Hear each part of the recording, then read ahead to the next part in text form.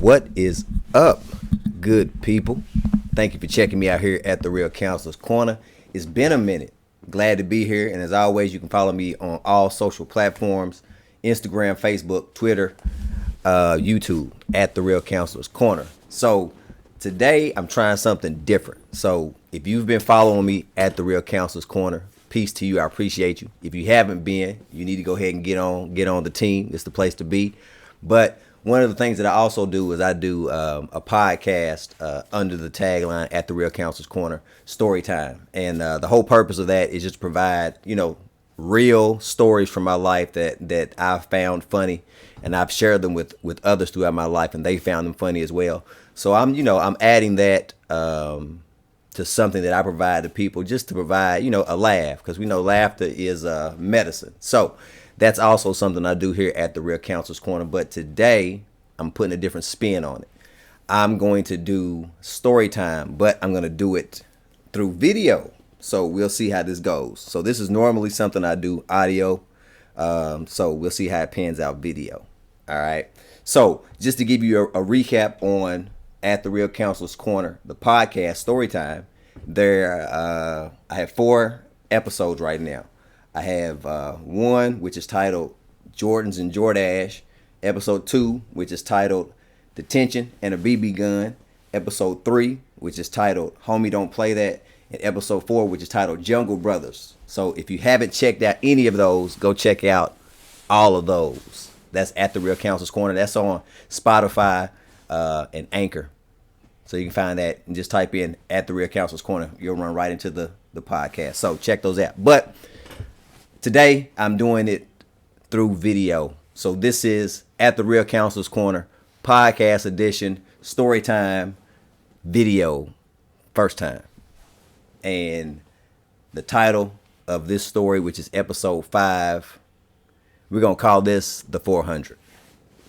So before I get into the story, let me pause for a second to give you a little background about how I got to the position of this story, the 400. 1992, Owensboro Middle School. So as you can see, this is me in middle school. High top fade, had a couple parts over there on the side, rocking the button-up collar. That shirt was actually tan and black. Nah, wasn't on the football team in middle school. Definitely wasn't one of the fastest runners. Didn't make the basketball team either. Nah. But that's me. The 800. And pay close attention to those Reebok pumps that I'm rocking in that picture. They're a part of this story. Bruh. All right, now that you have an idea of where I kind of fell in the pecking order of middle school, then this story will make much more sense and will probably be even a bit more funny. All right, so as you just saw in the previous clip, 1992. What a year, 1992. I was 8th grade, matter of fact. 8th grade, 1992. I remember specifically, I didn't make the basketball team. And if you are from Owensboro, where I'm from, and you went to OMS, then you remember basketball tryouts. There were 2 teams. It was the A team, so the team that, these were the players that were playing. And then there was the B team. So these were the guys that, basically practice cats. You might get in some. And they were called the Killer Bees, I remember. Long story short, I made neither the A or the B team. So that was the start of my 8th grade year. So remember, that's basketball is, right. I definitely wasn't playing football.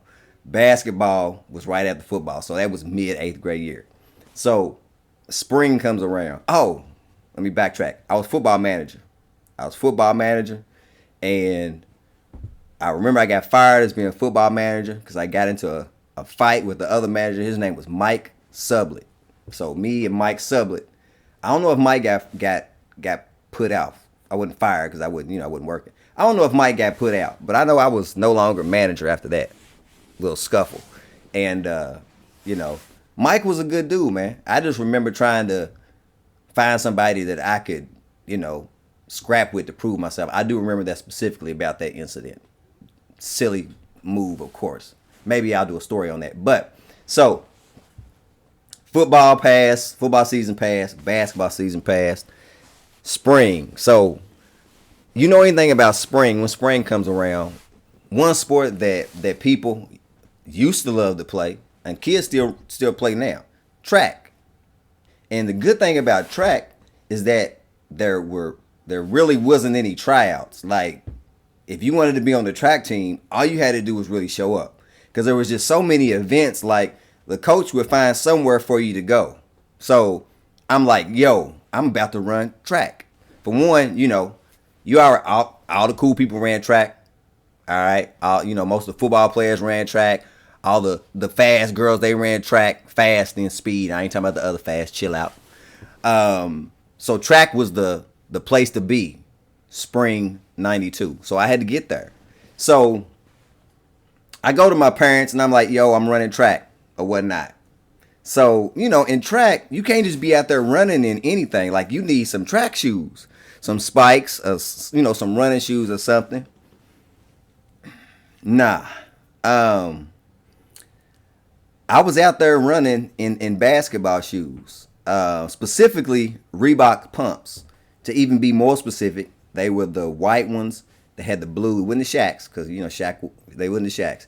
They were the white ones. The ball was black and they had a blue trim, I think, on the top. So I'm out there running in bricks, in cement blocks. I'm out there running in Reebok pumps, track. So that's one. So the coach already knew I wasn't trying to do nothing for real. I show up talking about I want to run track, and then I'm, pumping up and airing out some basketball kicks. So he knew off top I wasn't about that track life. So anyway, he ends up putting me on the 400. No, I take it back. It wasn't the 400. He ends up putting me on the 800.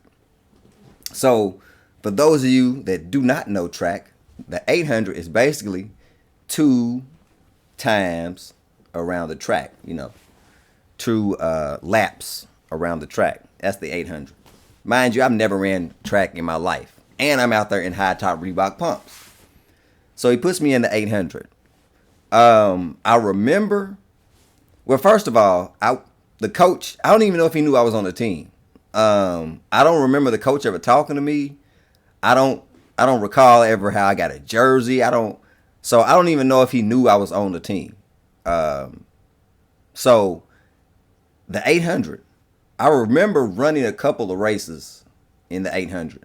I remember specifically my first race, and it didn't pan out too well. I remember coming in next to last. I got to the point where I was just trying not to be last. So it was just me and this other kid. I'm just trying to beat him at that point.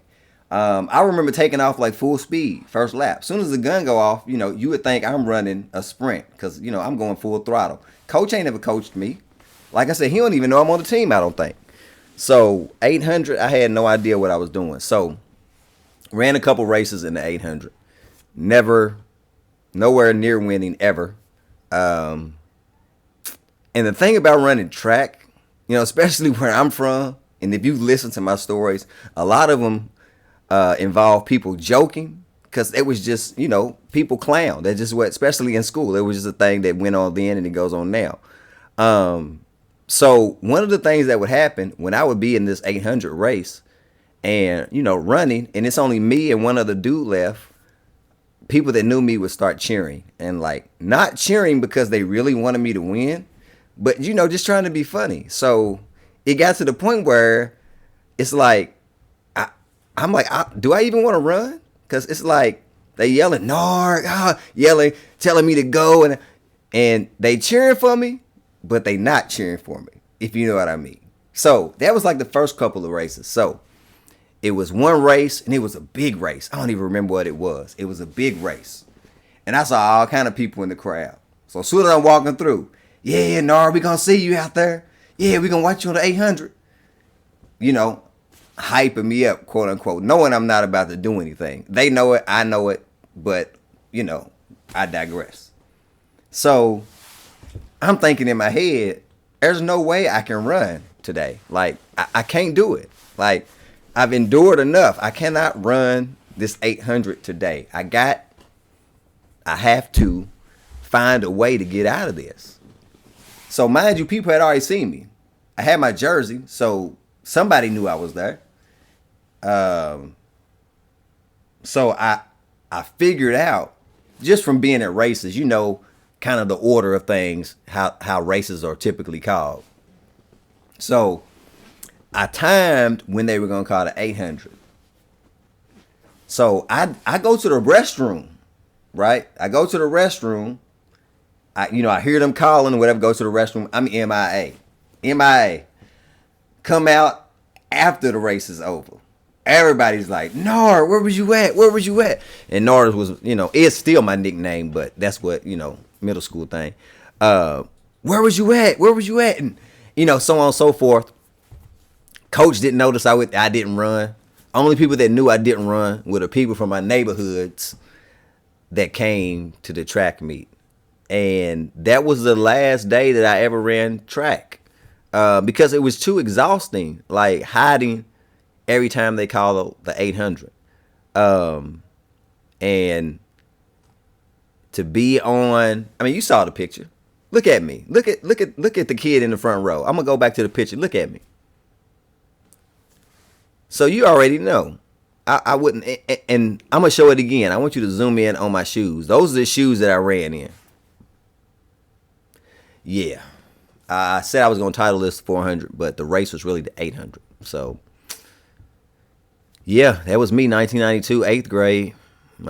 Started off football manager, got kicked off, didn't make the basketball team, and then ended up running the 800 and then hiding when they called for my race. Man, what a childhood. At the Real Counselor's Corner, story time. Make sure you check me out at the Real Counselor's Corner. It's still Feed 50 in Need. It's still neither above or below. It's still hashtag 700. And we out of here. Peace.